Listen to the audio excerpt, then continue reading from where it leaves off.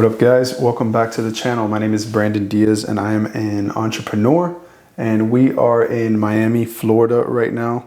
And the topic of today's video is resistance. So if you're not familiar with the concept of resistance, I'm going to go over it. But if you've read the book, The War of Art by Steven Pressfield, you already have an idea of what I'm talking about.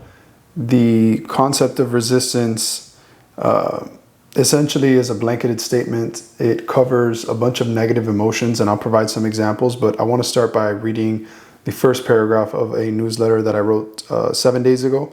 So it says, resistance, the enemy in the mind. First paragraph says, as I write this, I face a brutal enemy. It starts the moment my eyes open in the morning. It's the voice that tells me to stay in bed, that no one will read this, so why write it? The voice that tells me to stay in my lane and not take any risks. Resistance is relentless. Steven Pressfield talks about resistance in his best-selling book, The War of Art. My favorite quote from the book says, are you paralyzed with fear? That is a good sign. Fear is good. Like self-doubt, fear is an indicator.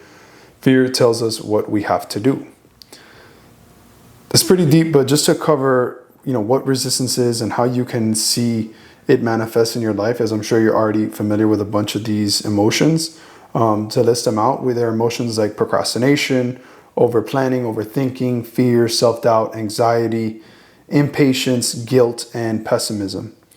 So the biggest way that I see resistance manifest, for me at least, is whenever I'm going to take a new action, an action that leads to some sort of new result that I'm looking for in my life, one of these emotions will tend to pop up. I won't have clear, specific steps on what to do. So I will look for information on what to do to take an action. And that's fine, that's okay. But information it's useless if it is not used. So the whole point of resistance is to manifest itself as something that stops you from taking action. And it's counterintuitive if we're looking to achieve things. As we know, actions lead to results. So we have to take actions to produce results. And so to kind of wrap up the video, as I got forced outside real quick, and